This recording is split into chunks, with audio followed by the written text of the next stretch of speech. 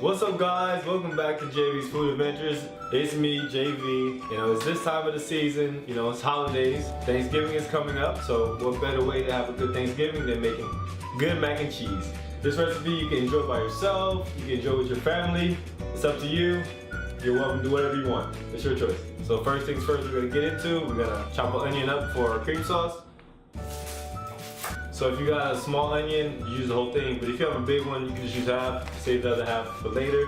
So this is all chopped up. This is gonna be part of the base for our mac and cheese, at least the sauce. So now I'm gonna add a little bit of oil to my pan just to get it hot so I can cook the onions a little bit. You don't wanna put too much, get it greasy and nasty. I'm just gonna put a little bit to cook the onions. So while the onions are cooking, make sure you don't get any color on them. You just wanna cook them till they get a little clear, but don't get any browning on them. Don't make them black. Remember, if it's burnt, throw it away. Now we're gonna add our flour to our onions here, and it's gonna help thicken the process of the whole cream sauce that we're gonna use for our mac and cheese. Okay, now we're gonna add our butter. So what it is flour and butter together make a roux. So we're gonna add our milk. We're gonna make sure when we pour our milk, pour it slowly. We're gonna stir a little bit, pour it slowly. Don't pour it too crazy because you're gonna burn yourself, it'll splash on you. Then you're gonna sue me. I don't have no money, please.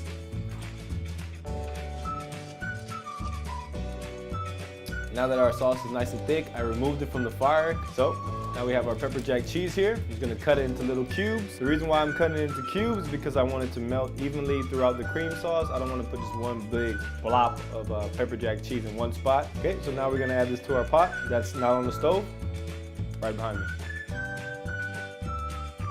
Now we're gonna add our blue cheese to our sauce. We haven't added any salt or pepper yet because the cheeses themselves can be pretty salty. So we're gonna add all the cheeses, then we're gonna taste it, and after we taste it, we'll decide on how much salt we need to add to our sauce.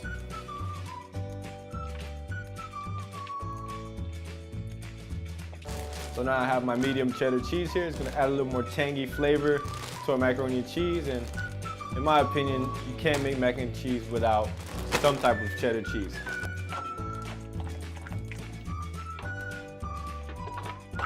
So now we're gonna taste our sauce for our macaroni and cheese to make sure it has the right flavoring. Right now, it should have not too much salt. It should taste more of like a cheese flavor and cream.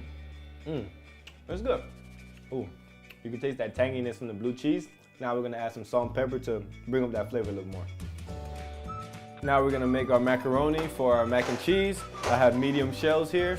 Now we're gonna get our water boiling for our pasta. We're gonna add a little salt just so our macaroni doesn't taste too bland. I'm just gonna get some hot water boiling behind me. Once it starts boiling, I'm gonna add the macaroni. And depending on your doneness you want of your macaroni, you just follow the steps on the box. And remember, in the description below will be a precise ingredients for this recipe, okay? So our pasta's been cooking for around 10 minutes. We're gonna check if it's ready. We're gonna drain it, and then we're gonna mix everything up to make our delicious mac and cheese. So now we're gonna pour our mac and cheese into a baking dish, top it with some cheese, breadcrumbs, throw it in the oven. Now I'm gonna sprinkle some cheddar cheese on top of my mac and cheese that I have here, and then I'm gonna finish it off with some Japanese breadcrumbs on top. I'm gonna add salt and pepper on top just so the breadcrumbs have a little flavor. So now we have our mac and cheese. Look at it. This is a big boy mac and cheese. So now we're gonna put it in our oven. Here we go. Now that our mac and cheese has been in the oven for around 15-20 minutes, we're gonna take it out and we're gonna eat it. So here we go. So here's our mac and cheese. It's all done. You can see the top is nice and golden brown.